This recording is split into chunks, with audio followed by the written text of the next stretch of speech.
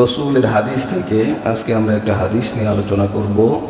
হযরত আবু যর গিফারি রাদিয়াল্লাহু তাআলা আনহু, যিনি গিফার গোত্রের লোক ছিলেন, তিনি রাসূল সাল্লাল্লাহু আলাইহি ওয়াসাল্লামকে বলেছিলেন, আউসিনি, আমাকে কিছু উপদেশ দেন, আমাকে কিছু উপদেশ দেন যেগুলির উপরে আমি সহজে আমল করতে পারি। তো রাসূল সাল্লাল্লাহু আলাইহি ওয়াসাল্লাম কী কী উপদেশ দিয়েছিলেন সেই বিষয়গুলি নিয়ে আজকে আমরা আলোচনা করব। প্রথমেই জানবো যে আবু যর গিফারি রাদিয়াল্লাহু তাআলা আনহু কে। আবু যর গিফারি রাদিয়াল্লাহু তাআলা আনহু রাসূল সাল্লাল্লাহু আলাইহি ওয়াসাল্লামের অন্যতম একজন সাহাবী, এবং যিনি দুনিয়া ত্যাগী সাহাবী ছিলেন। গিফার গোত্রের লোক ছিলেন। গিফার গোত্র ছিল মদিনা থেকে ৮০ মাইল দূরে অবস্থিত একটা গোত্রের নাম। সেই গোত্রের কাজ ছিল সন্ত্রাসী করা, ডাকাতি করা, চুরি করা, লুটতরাজ করা, এবং এক সময় আবু যর গিফারি রাদিয়াল্লাহু তাআলা আনহু ছোটকালে তাদের সাথেই ছিলেন। পরবর্তীতে তার পরিবর্তন আসে এবং তিনি শুধু লা ইলাহা ইল্লাল্লাহ বলতেন। তো একজনে তাকে খবর দিল, তুমি যেই কালেমা পড়ো, মক্কা এরকম একজন লোকের আবির্ভাব হয়েছে তিনিও সেই কালেমা পড়েন। তো আবু যর গিফারি রাদিয়াল্লাহু তাআলা আনহু তার ভাইকে পাঠিয়ে দিলেন যে তাহলে মক্কা থেকে খোঁজখবর নিয়ে আসো, কে সেই লোক যে আমার মতো লা ইলাহা ইল্লাল্লাহ পড়ে। তো ভাই যখন খোঁজখবর নিয়ে আসলো আবু যর গিফারি রাদিয়াল্লাহু তাআলা আনহু, তখনও তার মন মতো হচ্ছিল না, যে আসলে কৌতূহল বাড়তেই থাকলো। তো তিনি নিজেই মক্কায় চলে আসলেন। মক্কায় এসে রাসূল সাল্লাল্লাহু আলাইহি ওয়াসাল্লামের সাথে সরাসরি সাক্ষাৎ করতে পারতেছিলেন না, মক্কার কাফিরদের ভয়ে আলী রাদিয়াল্লাহু তাআলা আনহুর মাধ্যমে রসুলের সাথে সাক্ষাৎ করলেন, এবং সেখানেই তিনি কালেমা পড়ে মুসলমান হয়ে গেলেন। তিনি ছিলেন ইসলামের পঞ্চম ব্যক্তি, পঞ্চম মুসলমান। সর্বপ্রথম ইসলাম গ্রহণ করেন খাদিজাতুল কুবরা রাদিয়াল্লাহু তাআলা আনহা, এরপর আবু বকর সিদ্দিক রাদিয়াল্লাহু তাআলা আনহু, এরপরে হযরত আলী রাদিয়াল্লাহু তাআলা আনহু, এরপরে যায়েদ বিন হারেসা রাদিয়াল্লাহু তাআলা আনহু, এরপরেই পঞ্চম ব্যক্তি যিনি ইসলাম গ্রহণ করেন তিনি হচ্ছেন আবু যর গিফারি রাদিয়াল্লাহু তাআলা আনহু। তিনি ইসলাম গ্রহণের পরেই তিনি বললেন যে এখনই আমি কালেমার দাওয়াত দেওয়া শুরু করে দেব। রাসূল সাল্লাল্লাহু আলাইহি ওয়াসাল্লাম বলেছিলেন যে আগে আস্তে ধীরে দাও, কিন্তু তিনি এটা মানলেন না। তিনি মক্কায় ঘুরে ঢুকে কাবার চত্বরে গিয়ে কালেমা জোরে সোরে বলা শুরু করলেন এবং মানুষদেরকে দাওয়াত দেওয়া শুরু করলেন। সাথে সাথেই মক্কার কাফেররা তার উপরে ভিঙ্গুলের মতো ঝাঁপিয়ে পড়ল, এবং আব্বাস রাদিয়াল্লাহু তাআলা আনহু তখনও তিনি মুসলমান হননি, তিনি তাকে বাঁচাইলেন। এরপরে দ্বিতীয় দিনও একই কাহিনী। এরপরে মক্কার কাফেরদেরকে বললেন, গিফারি সম্পর্কে তোমরা জানো, গিফারি তো সেই গোত্রের লোক যাদের কাজই হচ্ছে রংবাজি, সন্ত্রাসী, চুরি ডাকাতি করা। তোমরা যদি সিরিয়া বা ফিলিস্তিনে ব্যবসা করতে যাও তাহলে তাদের পাশ দিয়েই তোমাদেরকে যেতে হবে। এই জন্য তার সাথে শত্রুতা থেকে তোমরা বিরত থাকো, তাকে কিছুই বলো না। এরপরে আবু যর গিফারি রাদিয়াল্লাহু তাআলা আনহু দাওয়াতের কাজ আরও পুরোদমে শুরু করে দিলেন, এবং উসমান রাদিয়াল্লাহু তাআলা আনহুর সময়ে তার ইন্তেকাল হয়। তিনি 31 বা 32 হিজরিতে তার ইন্তেকাল হয়। 281টি হাদিস তিনি বর্ণনা করেছেন। আবু যর গিফারি রাদিয়াল্লাহু তাআলা আনহুর ব্যাপারে আসছে যে তিনি অনেক বড় দামি সাহাবী ছিলেন এবং দুনিয়া ত্যাগী সাহাবী ছিলেন, এবং উসমান রাদিয়াল্লাহু তাআলার সাথে এই বিষয়টা নিয়ে তার মতনৈক্য তৈরি হয়। আবু যর গিফারি বলতেন যে দুনিয়া তো থাকার জায়গা না, সেখানে কেন বাড়ি হবে? দুনিয়া তো থাকার জায়গা না, সেখানে কেন গাড়ি হবে? দুনিয়া তো থাকার জায়গা না, সেখানে কি এত এত অট্টালিকা তৈরি হবে? উসমান রাদিয়াল্লাহু তাআলার সাথে এই বিষয়গুলি নিয়ে তার মতনৈক্য তৈরি হয়। এরপরে উসমান রাদিয়াল্লাহু তাআলা তাকে একটা এলাকা, নির্জন এলাকা থাকার জন্য তার জায়গা তৈরি করে দিয়েছিলেন, এবং সেখানেই তিনি থাকেন নির্জনে। আবু যর গিফারির ব্যাপারে আমরা শুনেছি যে রাসূল সাল্লাল্লাহু আলাইহি ওয়াসাল্লামের দরবারে একবার আবু যর গিফারি রাদিয়াল্লাহু তাআলা আনহু বসা ছিলেন। এর মধ্যে জিবরাইল আলাইহিস সালাম আসছেন। আসার পরে বলছেন, ইয়া রাসূলুল্লাহ, আপনার সাথে যে সাহাবী বসে আছেন ইনি কি আবু যর গিফারি না? তো রাসূল বলছেন যে তুমি তো আসমানের লোক, জমিনের আবু যর গিফারিকে তুমি কিভাবে চিনো? তো জিবরাইল আলাইহিস সালাম বলছেন যে মাঝে মাঝে আল্লাহ সুবহানাহু ওয়া তাআলা যখন আমাদেরকে নিয়ে মিটিংয়ে বসেন তো আবু যর গিফারির কথা স্মরণ করেন। আল্লাহু আকবার! কত বড় দামি সাহাবী ছিলেন যে যার কথা আল্লাহ সুবহানাহু ওয়া তাআলা ফেরেশতাদের মিটিংয়ে তার কথা স্মরণ করেন। এটা কি সাধারণ নেতা, মন্ত্রী, এমপি যারা তাদের মিটিংয়ের মধ্যে এলাকার কোনো নেতার কথা যদি স্মরণ করে, সেটি কি সাধারণ নেতা? অনেক বড় নেতার কথা স্মরণ করেন, অন্যথায় আর স্মরণ করা হয় না। তো আবু যর গিফারি কত দামি সাহাবী ছিলেন, যার কথা স্বয়ং আল্লাহ তাআলা স্মরণ করতেন, বলতেন। তো রাসূল সাল্লাল্লাহু আলাইহি ওয়াসাল্লাম জিজ্ঞেস করছেন, কারণ কি আবু যর গিফারির এত বড় আমল? কি সেই আমল যে আমলের কারণে ফেরেশতাদের মাঝে আবু যর গিফারির কথা আলোচনা হয়? তো জিবরাইল আলাইহিস সালাম বলছেন যে তেমন বড় কোনো আমল না। আবু যর গিফারি বলছেন, তেমন বড় কোনো আমল আমি করতে পারি না, তবে দুইটা আমল আমি করি। একটি হচ্ছে নিজেকে অনেক ছোট মনে করি, নিজেকে অনেক ছোট মনে করি, হাকির মনে করি, আমি তেমন কিছু না, আমি অনেক ছোট, আমি অনেক সামান্য, আমি ক্ষুদ্র। নিজেকে গোলাম মনে করি, গোলামের ঘরের গোলাম মনে করি, নিজেকে অহংকার করে বড় মনে করি না। এইটা হচ্ছে আমার এক আমল। আর 2 নম্বর আমল হচ্ছে আমি সূরা ইখলাসকে খুব ভালোবাসি, বারবার সূরা ইখলাস তেলাওয়াত করি। এটাই হচ্ছে আমার বড় 2 আমল। আর এই 2 আমলের কারণে সম্ভবত আল্লাহ সুবহানাহু ওয়া তাআলা আসমানে আমার কথা আলোচনা করেন। এই 2 আমল আমরাও করতে পারি, নিজেকে একটু ছোট মনে করা। কিন্তু আমরা তো এখন নিজেকে শুধু বড়ই মনে করি। কত যে বড় মনে করি সেটা নিজেও জানি না। যে আমরা ইংলিশ গল্পের বইয়ের মধ্যে পড়ছিলাম যে গরু ঘাস খাচ্ছে, গরু ঘাস খাচ্ছে, তো গরুর পেট তো অনেক ফোলা। তো এইবার ব্যাঙ মনে করলো যে গরু যদি এত মোটা হইতে পারে ঘাস খাইয়া, তো আমি কেন এত মোটা হইতে পারবো না? তো এরপরে সে নিজেকে ফোলানো শুরু করলো। তো ফোলাইতে ফোলাইতে ফোলাইতে ফোলাইতে একবার নিজেই ফট করে ফেটে গেছে, শেষ। গরুর মতো হইতে চাইছে, নিজেকে বড় মনে করতে চাইছে যে আমি তো অনেক বড়। তো এরকম আমাদের এরকম অনেক অবস্থা এরকম হয় যে অহংকার করতে করতে করতে করতে কোন পর্যায়ে যে সে যাবে, শেষ পর্যন্ত ব্যঙ্গের মতো ফট করে ফেটে শেষ হয়ে যায়। কারণ অহংকার হচ্ছে আল্লাহর চাদর। এই জন্য নিজেকে ছোট মনে করা, আমি তো কিছুই না, আমার তো কোনো বুদ্ধি নাই, আমার তো কোনো জ্ঞান নাই, আমার তো কোনো এলেম নাই, আমার তো কোনো আমল নাই, আমার তো কোনো কিছুই নাই, আমি তো আসছি একা, যাব একা, আমি তো তৈরি হয়েছি নুতফার মাধ্যমে, একটা নাপাক 1 ফোঁটা নাপাক পানির মাধ্যমে আমার জন্ম। যেই পানির কথা মানুষের কাছে, মানুষের সামনে উপস্থাপন করা যায় না, সেই পানির মাধ্যমে আমার সৃষ্টি। আমি কত ছোট, কত নগণ্য, এটা আবু যর গিফারি নিজেকে মনে করতেন। আর 2 নাম্বার হচ্ছে সূরা ইখলাস বেশি বেশি পড়তে। তো আমরা 1 নাম্বার আমলও করতে পারি, 2 নাম্বার আমলও করতে পারি। সূরা ইখলাস পড়তে 1 মিনিটও সময় লাগে না, কয়েক সেকেন্ড সময় লাগে।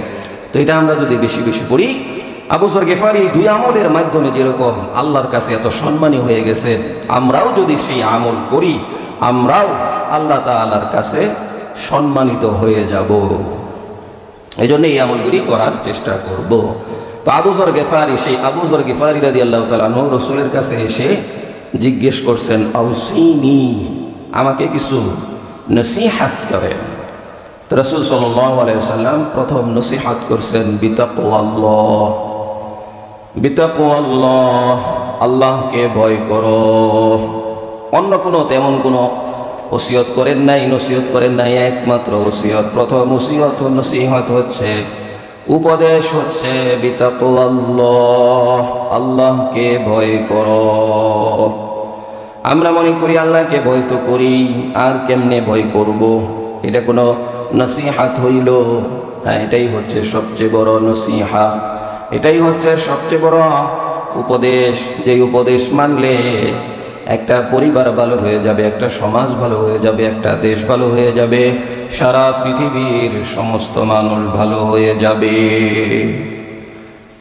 যার মোকাবেলায় সারা পৃথিবীতে যদি আইন কানুন প্রয়োগ করা হয়, সেই আইন কানুন আর বন্দুকের নালা দিয়ে যেই কাজটা হবে না, মানুষের মাথার উপরে বন্দুক ঠেকাইলেও যেই কাজটা হবে না, সেটা হবে একমাত্র তাকওয়ার দ্বারা।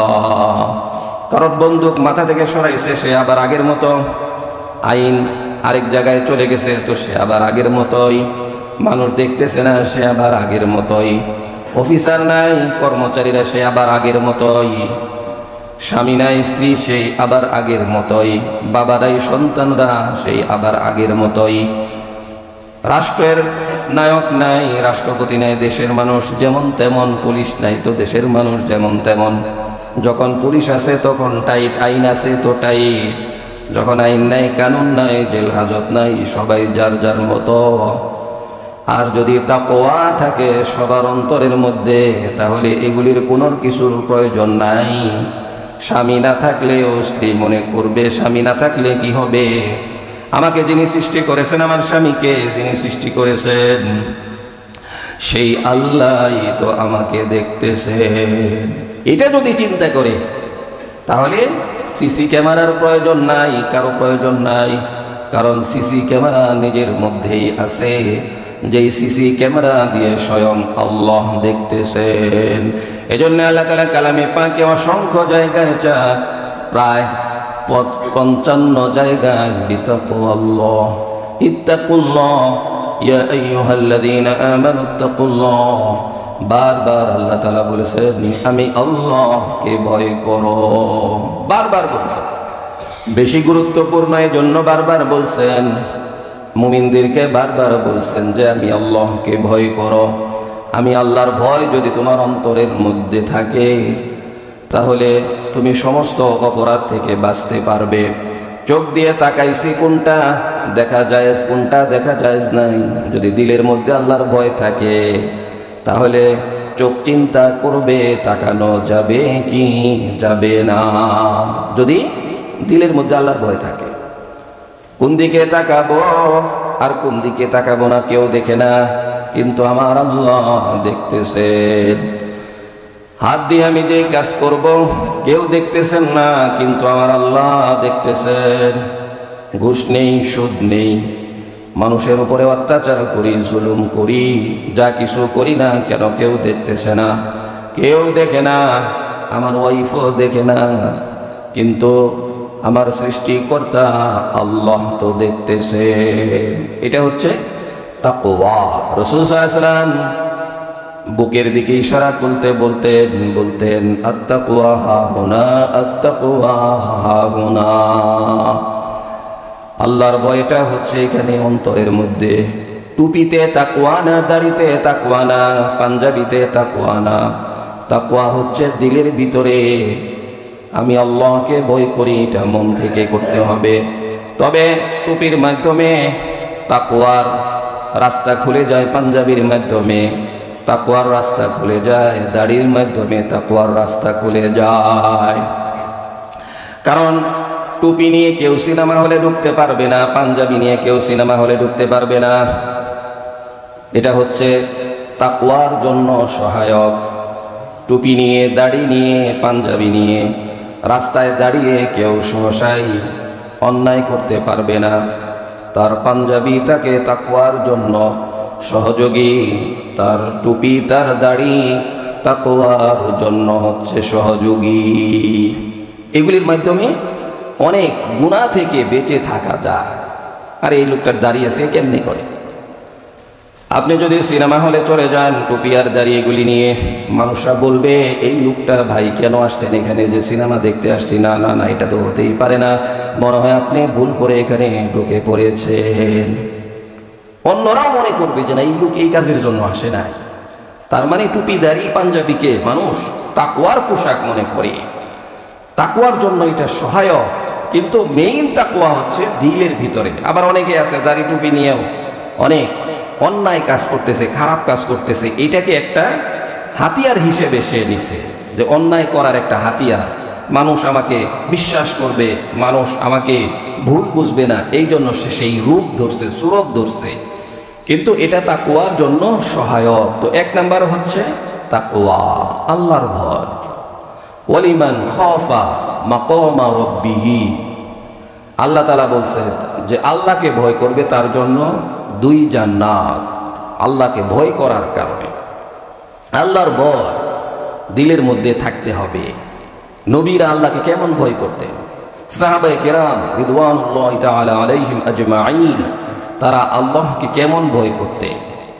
তো আল্লাহকে ভয় করার মাধ্যমে কি হবে? লাভ 2টা, আসমান এবং জমিনে তার মর্যাদা বেড়ে যাবে তাকওয়ার দ্বারা। তাকওয়ার দ্বারা আসমান এবং জমিনে তার মর্যাদাকে আল্লাহ তাআলা বাড়াইয়া দিবেন। তার কারণ কি? তাকওয়ার কারণে সে গুনাহ করে না। আর গুনাহ না করার কারণে জমিনেও আল্লাহ তাআলা তার মর্যাদা বাড়িয়ে দিবেন এবং আসমানেও তার মর্যাদা আল্লাহ তাআলা বাড়ায় দিবেন। তাকওয়ার কারণে আল্লাহ তাআলা আসমানে জমিনে এভাবে মর্যাদা বাড়াবেন যে যখন সে আল্লাহকে ভয় করবে আল্লাহ তাআলা ফেরেশতাদেরকে বলবেন, জিব্রাইলকে বলবেন, হে জিব্রাইল, আমি এই লোককে ভালোবাসি, তো তুমিও তাকে ভালোবাসো। এবং আসমানের সমস্ত ফেরেশতাদের মাঝে ঘোষণা করে দাও, জমিনের ওই লোককে আমি আল্লাহ ভালোবাসে, আল্লাহ ভালোবাসেন, আমি জিব্রাইল ভালোবাসি, ও ফেরেশতারা তোমরাও তাকে ভালোবাসো। আর জমিনের মধ্যে ঘোষণা করে দেওয়া হয় আল্লাহ ভালোবাসেন, জিব্রাইল ভালোবাসেন, আসমানের ফেরেশতারাও ভালোবাসেন, ও দুনিয়ার মানুষ অমুক এলাকার অমুককে তোমরাও ভালোবাসো। এই জন্য দেখা যায় যে তার দাম বেড়ে যায়, জমিনে তার দাম বেড়ে যায়, আসমানে তার নাম মানুষের মুখে মুখে থাকে, মানুষ তাকে সম্মান করে। তার কারণ হচ্ছে, এটা হচ্ছে আল্লাহর ওয়ার্ডার, যে ব্যক্তি আল্লাহকে ভয় করবে অবশ্যই আল্লাহ তাআলা তার মান মর্যাদা বাড়াইয়া দিবেন। এই জন্য আল্লাহর ভয়, আমি কোথায় যাব কি যাব না, আমার দিলের মধ্যে আল্লাহর ভয় থাকবে। আমি কোন দিকে তাকাই না, আমি কি বলবো কি বলবো না, এই ব্যাপারে আল্লাহর ভয় থাকতে হবে, সব সময়ই আল্লাহর ভয়। তাহলে সেই মানুষটা আল্লাহর ওলিতে পরিণত হয়ে যাবে। আলা ইন্না আউলিয়া আল্লাহি লা খাউফুন আলাইহিম ওয়া লা হুম ইয়াহজানুন।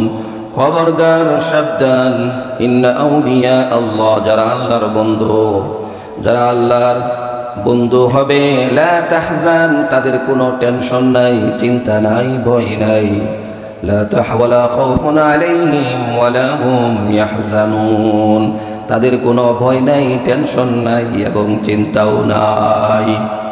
কাদের? আল্লাহর বন্ধু যারা, আল্লাহর বন্ধু। আল্লাহর বন্ধু হওয়া যাবে? কেমনে হবে আল্লাহর বন্ধু? আল্লাহর বন্ধু, আল্লাহ আমার বন্ধু, এটা তো ভাবিই না যে আল্লাহকে বন্ধু বানানো যাবে। আল্লাহর বন্ধু, আল্লাহ বলতেছেন হ্যাঁ আমার বন্ধু হওয়া যাবে। আলা ইন্না আউলিয়া আল্লাহ লা খাউফুন আলাইহিম ওয়া লা হুম ইয়াহজানুন, যারা আমার বন্ধু হবে তাদের টেনশন নাই, চিন্তা নাই, তাদের কোনো ভয় নাই।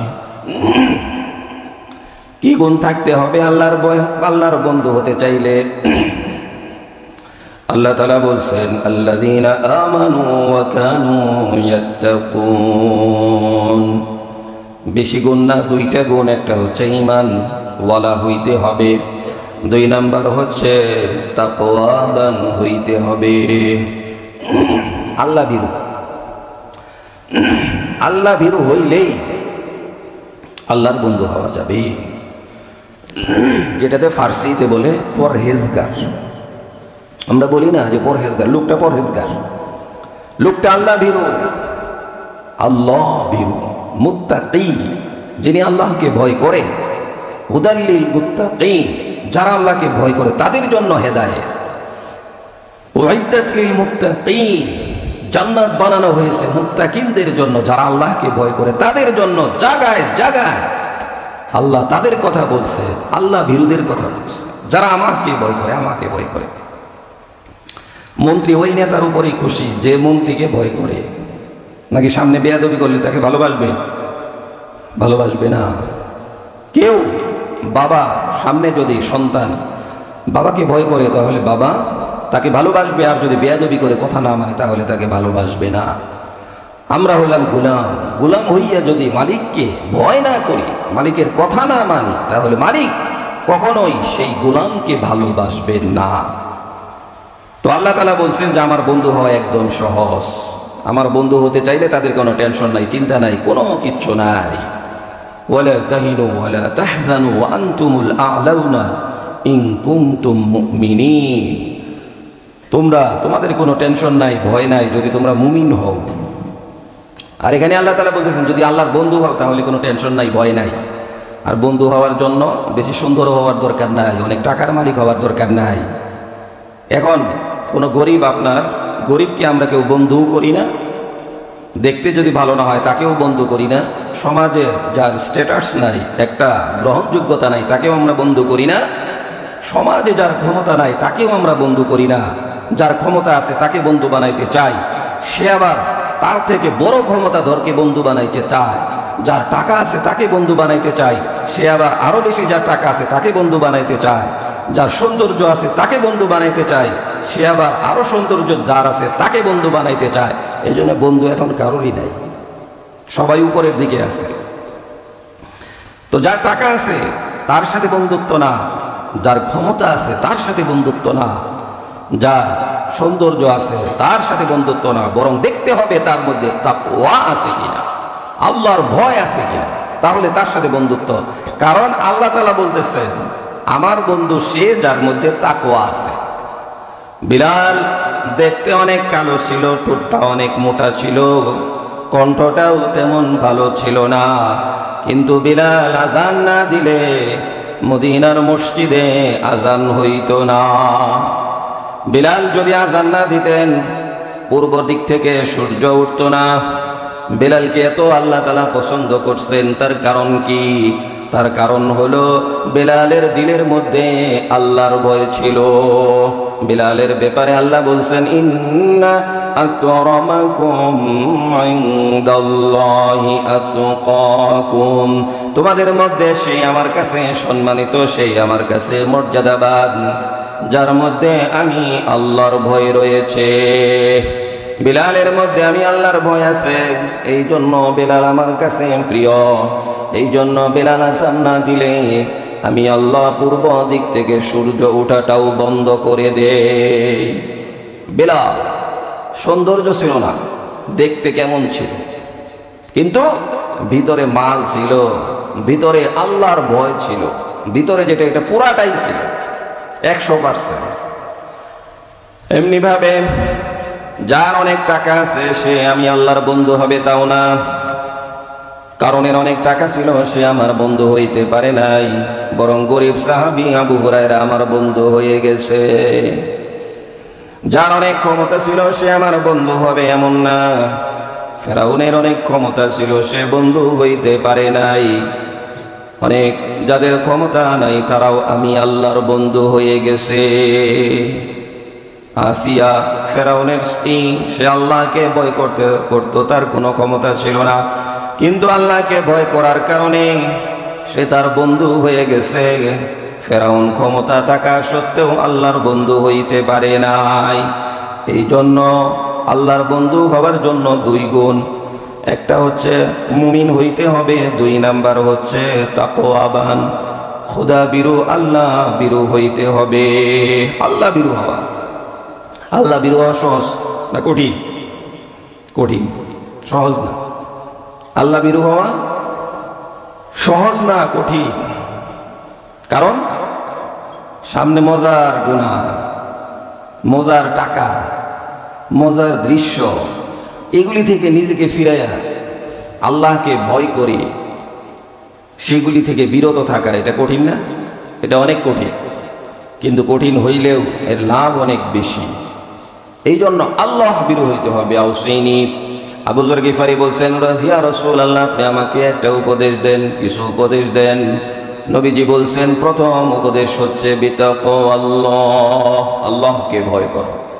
তো এই উপদেশ শুধু আবু যর গিফারির জন্য না, এই উপদেশ আনেওয়ালা উম্মত কিয়ামত পর্যন্ত যত মানুষ আসবে তাদের সকলের জন্য, মুগদাবাসীর জন্য, এই মসজিদে আমরা যারা আছি তাদের জন্য, নাকি আমাদের জন্য না?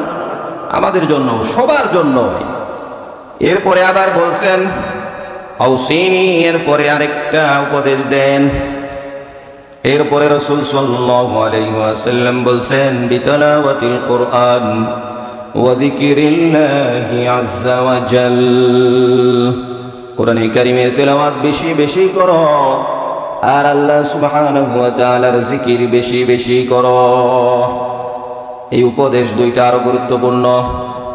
তেলাওয়াতুল কোরআন, কোরআন তেলাওয়াত বেশি বেশি করতে হবে, কিন্তু আজকে আমাদের সমাজে কোরআন তেলাওয়াত নাই।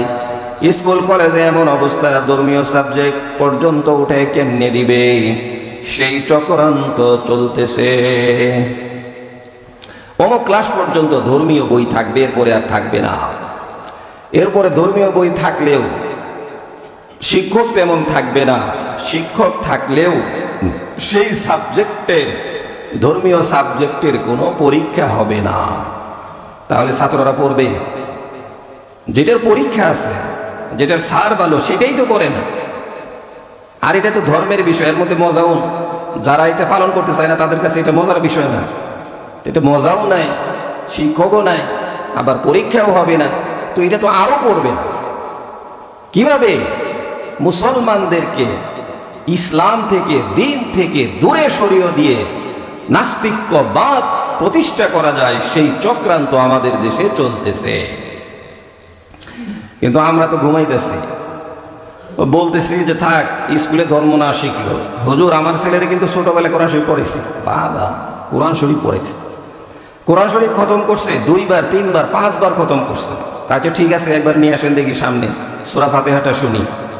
তো সূরা ফাতিহা সেই এমন অবস্থা যে প্রথম আয়াতেই সর্বনাশ, কিন্তু 3 খতম। আপনারা কে বলছে 3 খতম দিতে, 5 খতম দিতে, 10 খতম দিতে? কোথাও আছে? না। খতম দিলে সওয়াব হইতে পারে, কিন্তু খতম করতে হবে কই পাইছে? একটা আয়াত শিখলে সহি করে শিখতে হবে। আপনি পুরা কোরআন জানেন, কিন্তু 10টা সূরা আপনার এরকম সহি নাই যার দ্বারা নামাজ সহি হয়, তাহলে আপনার পুরা কোরআন জানা লাভটা কি? পুরা কোরআন না পড়লে, কিন্তু 10টা সূরা যাতে আপনার সহি হয়। 10টা সূরা সহি হইলে আপনার 10 রাকাত নামাজ, 4 রাকাত নামাজ, 8 রাকাত নামাজ সহি হয়ে যাবে। অন্যথায় 1 রাকাত নামাজও সহি হবে না। 60 বছর 70 বছর নামাজ, এরপরে এই থলির নিচে এরকম ভাঙ্গার খোলা যা কিছু রাখছে সব শেষ। এটা বাস্তব। এটা আমি আপনি বললেই হবে না যে আল্লাহ তো মাফ করে দিবে। তো আল্লাহ মাফ করে দিবে, তাহলে আল্লাহ কেন বলছে পড়ো? আল্লাহ কেন বলছে ওয়ারাতিলিল কোরআন, তারতিব সহকারে পড়ো, গুন্নামত সহকারে পড়ো? আল্লাহ তাআলা কেন এগুলি বললেন? কেন এত সহি করার কথা বললেন? তো পড়লেই তো হইতো।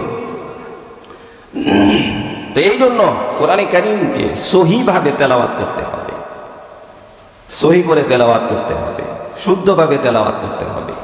আমার নাম আব্বাস, যদি কেউ বলে আব্বাইসে, তাহলে আমি রাগ হয়ে যাব। আমার নাম আব্দুল করিম, কেউ যদি বলে করিম, তাহলে আমি রাগ হয়ে যাব। আমার যেই নাম আছে সেই নাম যদি সঠিকভাবে ডাকা না হয়, যদি এদিক সেদিক করে আমি রাগ হয়ে যাই। সামনে মোহাম্মদ আছে, মোহাম্মদ না দিলে রাগ। সামনে এটা আছে, হাজি আছে, সেটা না দিলে রাগ। পিছনে খান আছে, সেটা না দিলে রাগ। পিছনে তালুকদার আছে, সেটা না দিলে রাগ। আমার নাম একটু এদিক সেদিক করে উচ্চারণ করছে, সেটা না করলে আমি রাগ। তো আল্লাহ তাআলা আব্বাসকে আব্বাসই বললেন, আল্লাহকে আল্লাহই বললেন, কুলহু আল্লাহকে কুলহু আল্লাহই বলতে হবে। কিন্তু আমি সেখানে আরেকটা বলবো, আর সেটা আল্লাহকে মেনে নিতে হবে। এই হাদিস আমরা কই পাই? এটাও যেরকম সাধারণ একজন মানুষের ভুলভাল নাম সেই ব্যক্তি মেনে নেয় না, আল্লাহ তাআলা যেভাবে যেই নাম কোরআনে কারিমে উচ্চারণ করেছেন তার বিপরীত আল্লাহ তাআলাও মেনে নেবেন না। এই জন্য কোরআন পড়েন, লাভ হবে। কোরআন আমরা পড়তে চাই না, অথচ আরব বিশ্ব কি পরিমাণ কোরআন পড়ে, সবাই কোরআন পড়ে। মসজিদের রুমাল যাচ্ছে, আমরা সবাই পকেটে হাত দিই, যা আছে সব দিয়ে দিই নাকি? হুজুর সমস্যা নাই, নতুন পাঞ্জাবি পরে আসছি ইস্তারি করা, ওই 10 টাকার 100 টাকা ওইটাই নিয়ে আসি মসজিদে জমার দিই।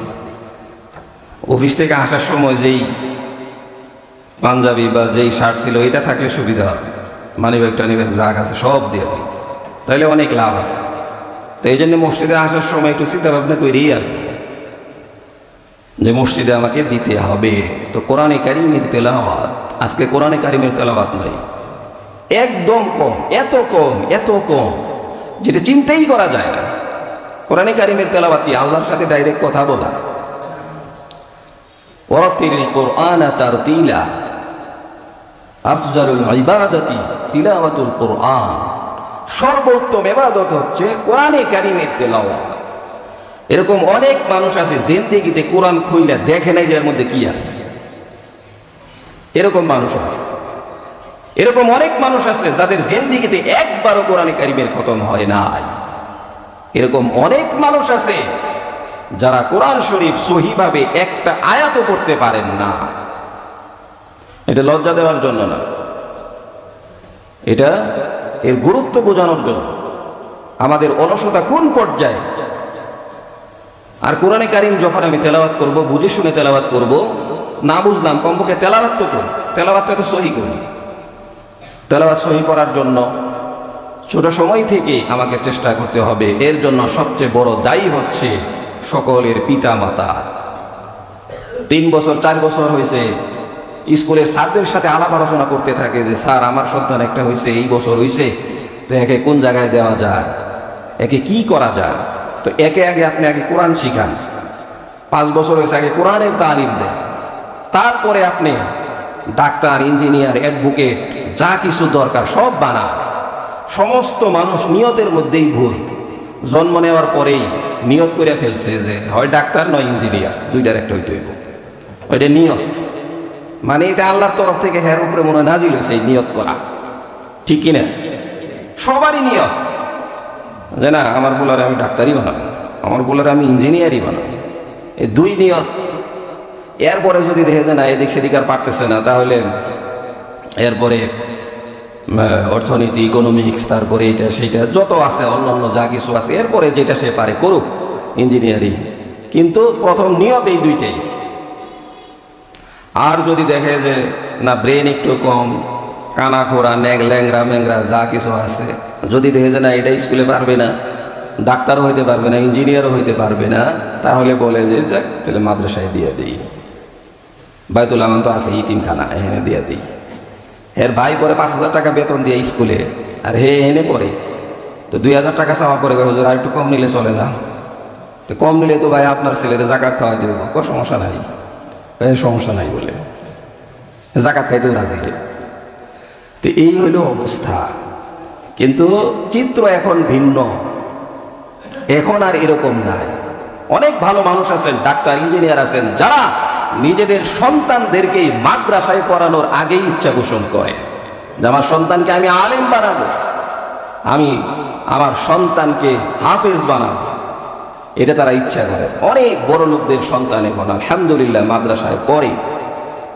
এবং এই আপনারা যাদেরকে মনে করতেছেন, একটু আগে যাদের কথা বললাম যে যাদের ব্রেন কম, যারা দরিদ্র, তাদেরকে মাদ্রাসায় দেয়, তাদের মধ্য থেকেই আল্লাহ সুবহানাহু ওয়া তাআলা হাফিজি হুজুর তৈরি করেছে। তাদের মধ্যে থেকেই মুফতি আমিনী সৃষ্টি হয়েছে। তাদের মধ্য থেকেই শাইখুল হাদিস আল্লামা আজিজুল হক রহমাতুল্লাহি আলাইহি তৈরি হয়েছে। তাদের মধ্য থেকেই শামসুল হক ফরিদপুরি রহমাতুল্লাহি আলাইহি তৈরি হয়েছে। তাদের মধ্য থেকেই মিজানুর রহমান আজহারি, তাদের মধ্য থেকেই মামুনুল হক, তাদের মধ্য থেকে আজকে আমরা যাদেরকে অনুসরণ করি, যাদের ওয়াজ শুনি, তারা তৈরি হয়েছে। এই জন্য এদেরকে নাক ছিটকানোর কোনো সুযোগ নাই। ব্রেন দেওয়ার মালিক আল্লাহ। সে পারে না, স্কুলে পারতেছে না, তার মানে কি? তার মানে এটা না তার ব্রেন কম, এটা না। আল্লাহ তাআলার উদ্দেশ্য হচ্ছে তোর বাপ তোকে ভুল পথে নিয়ে আসছে, আমি আল্লাহ তোকে আলেমের জন্য কবুল করছি, আমি আল্লাহ তোকে হাফেজের জন্য কবুল করছি। এই জন্য তুই স্কুলে পারবি না, তোর জায়গা হলো বাইতুল আমান, সেখানে যা, সেখানে গিয়ে তুই হাফেজ হয়ে যা, আলেম হয়ে যা, তুই তোর বাবাকে জান্নাতে নিয়ে যাওয়ার জন্য জরিয়া হয়ে যাবি। এটা আল্লাহ তাআলার উদ্দেশ্য। ভাগ্যে থাকতে হবে, কপালে থাকতে হবে। আলেম হওয়া, হাফেজ হওয়া সাধারণ বিষয় না। অনেক ধনী আছে, হুজুর এত টাকা দিব, অমুক মাদ্রাসায় দিতেছি, খালি মাদ্রাসার নাম বলেন, টাকা কোনো সমস্যা না। সন্তান হাফেজ হইতে পারে নাই, কারণ কপালে লেখা নাই। টাকা দিয়ে হাফেজ হওয়া যাবে না। পৃথিবীতে এইটাই এরকম একটা পড়া যেটা টাকা দিয়ে কিনা যায় না। আলেম হওয়া এটা এরকম একটা পড়া, এটা এরকম একটা ইলম, সেটা হচ্ছে ইলমে ওয়াহি, যেই ওহি টাকা দিয়ে ক্রয় করা যায় না। আল্লাহ যার নসিবে রাখছেন সেই পাবে। আর যারা আলেম বিদ্বেষী হবে, সে তো আলেম হবেই না, তার বংশের মধ্যে কেউ আলেম হইতে পারবে না। আলেম হইতে চাইলে, আলেম বানাইতে চাইলে আলেমদেরকে ভালোবাসতে হবে, চোখ বন্ধ করে ভালোবাসতে হবে। আলেমদের প্রতি শ্রদ্ধাবোধ রাখতে হবে, তাহলেই তার ঘরে তার নাতি পুতি পরবর্তী জেনারেশনের মধ্যে কেউ হয়তোবা আলেম হইতে পারবে, অন্যথায় হবে না। আর যদি কেউ আলেম না হয়, আল্লাহ তাআলার কোনো ঠেকাও নাই। এই জন্য তারা যেরকম কোরআনে কারিমকে ধারণ করে রাখছে সমাজের বুকে, কোরআনে কারিমকে নিজের জীবন দিয়ে হলেও কোরআনের জন্য তারা পাগল, কোরআন তারা ধারণ করতেছে। এই জন্য তাদেরকেও ভালোবাসতে হবে, কোরআন পড়তে হবে, কোরআন সন্তানদেরকে শিখাইতে হবে। এই জন্য বলতেছিলাম যে সব বাবারাই এই জন্য সবচেয়ে বড় অপরাধী, যে আমি আপনার সন্তানকে কোরআন শিখাই নাই। প্রথম নিয়ত ডাক্তার ইঞ্জিনিয়ার করেন, নিয়ত করেন, সমস্যা নাই, কিন্তু আগে কোরআনটা শিখান। ওমর রাদিয়াল্লাহু তাআলা আনহুর দরবারে এক পিতা আসছে তার সন্তানকে নিয়ে, যে বেয়াদব হয়ে গেছে। এবার সন্তান বলছে যে হে ওমর, আগে তাকে জিজ্ঞেস করে যে সে আমাকে আদব শিখাইছে কিনা। ওমর রাদিয়াল্লাহু তাআলা আনহু বলছেন, সন্তানের ব্যাপারে বলো তুমি তাকে কি শিখাইছো? 5 বছর হইলে কি শিখাইছো? 7 বছর হইলে কি শিখাইছো? 10 বছর হইলে কি শিখানোর কথা, কি শিখাইছো? তো তখন সে বলতে পারে নাই, বলে যে না, আমি তো এগুলি জানতাম না, এগুলি শিখাইতে পারি নাই। তো ওমর রাদিয়াল্লাহু তাআলা আনহু বলছেন যে বাপে একটা দে, সন্তানরে 2টা বিটা দে। হেও অপরাধী। আজকে তার বেয়াদবির পিছনে অন্যতম অপরাধী হচ্ছে বাবা। আজকে যে বৃদ্ধাশ্রমে থাকতে হয়, এটা শুধু সন্তানের দোষ না, এটা বাবারও কিছু দোষ আছে, শুধু সন্তানের দোষ না। অনেক ক্ষেত্রেই দেখি সন্তানরা অনেক ভালো, বাবারাই তার বেকার। কিন্তু আমরা তো বাবাদের ওয়াজ করি, কিন্তু বাবা হয়ে বাবার দায়িত্ব সে পালন করছে কিনা, নাকি শুধুমাত্র বাবা ডাক শোনার জন্যই সন্তান জন্ম দিছে। আর সন্তান লেখাপড়া করবে, আমি পায়ের উপরে পা লাগিয়ে রাষ্ট্রলে বসে চা খাবো আর আমার বৃদ্ধকাল কাটিয়ে দিব সন্তানের ইনকামের উপরে, এই জন্য আমি সন্তান জন্ম দিয়েছি, না, এটা হবে না। সন্তান জন্ম দিছে, এরপরে সন্তানকে সঠিকভাবে লালন পালন করতে হবে। 4 বছর হয়েছে তারে কোরআন শিখা, 5 বছর হয়েছে তারে নামাজ শিখা, 7 বছর হয়েছে তারে কালেমা নামাজ এগুলি যেগুলি আছে এগুলি তাকে শিখা। 10 বছর হয়েছে নামাজ পড়ে না, বেত রাখে বাসার মধ্যে, সেই বেত দিয়ে হালকা তাকে পিটানোর ব্যবস্থা করে। আর এখন কয় শাসন বন্ধ, তো এরাও কয় শাসন যেহেতু বন্ধ, আমিও চরম বেয়াদব, তোরে এখন শাসন করবো আমি।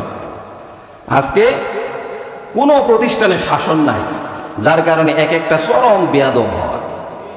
যে শিক্ষা তো শিখবো দূরের কথা। আর আগে এক সময় কেমন ছিল, হিন্দু স্যার, ছাত্র যদি সাইকেল চালায় যাইতো আর স্যার আসতেছে, তো সাইকেল থেকে নেমে দাঁড়িয়ে থাকতো কখন হিন্দু স্যার তাকে ওভারটেক করবে, এরপরে সে সাইকেলের উপরে উঠবে। আর সিগারেট তো খাওয়া দূরের কথা, আর এখন সিগারেট খায় স্যারের মুখে দোয়া সারে, কে কত বড় পালোয়ান এইটা দেখে। আর স্যাররা বলে, ওই যে একদিন শুনলাম আমাদের এলাকায় কিছু ছাত্ররে সংবর্ধনা দিয়ে বিদায় দিল আর কি, বিদায় সংবর্ধনা। স্যার মাইকেই বলতেছে, আজকে কিছু ছাত্রকে বিদায় দেই নাই, বরং এই কলেজের কিছু কুত্তাকে বিদায় দিলাম। কতটুকু আক্ষেপ নিয়ে, দুঃখ নিয়ে এই কথাগুলা বলছে। পরে জানতে পারলাম যে কারণ কি, কারণ হইল যখন আমি রাস্তা দিয়ে যাই, এই ছাত্ররা যখন একসাথে থাকতো, সিগারেট খাইয়া ধোয়া আমার মুখে ছাড়তো। এই আক্ষেপে এই দুঃখ কই রাখি। ওইটার বিপরীতে আপনি মাদ্রাসার দিকে তাকান, মাদ্রাসার দিকে তাকান, মাদ্রাসার ছাত্রগুলার দিকে তাকান। যখন শিক্ষক বের হয়, জুতা কে নিবে এর জন্য পাগল হয়ে যায়। এর জন্য আলাদা শিক্ষার প্রয়োজন নাই। এমনকি যত বড়ই হোক না কেন, আমি আমার উস্তাদের জুতা নেওয়ার জন্য পাগল, আমার উস্তাদ তার উস্তাদের জুতা নেওয়ার জন্য পাগল, তার উস্তাদ তার জুতা নেওয়ার জন্য পাগল। এটা হচ্ছে নবীর শিক্ষা। এই শিক্ষার মধ্যে আদব আছে। এই শিক্ষা শুধু শিক্ষা না, এই শিক্ষার মধ্যে দীক্ষাও আছে। শিক্ষা এবং দীক্ষা দুইটাই থাকতে হবে। আলিয়া মাদ্রাসায় কোরআন হাদিস পড়া শিক্ষা আছে, কিন্তু দীক্ষা নাই। কিন্তু ইল্লা মাশাআল্লাহ কোনো কোনো জায়গায় ভালো, কিন্তু কওমি মাদ্রাসায় যতটুকু শিক্ষা ততটুকুই দীক্ষা। যার কারণে যা পড়ে তার উপরে আমল করার কারণে আজকে তারাই জাতির শ্রেষ্ঠ সম্পদ। আপনি মানলেও ঠিক আছে, না মানলেও ঠিক আছে, এটা আমরা বারবার প্রমাণ পেয়েছি। তো বলতেছিলাম যে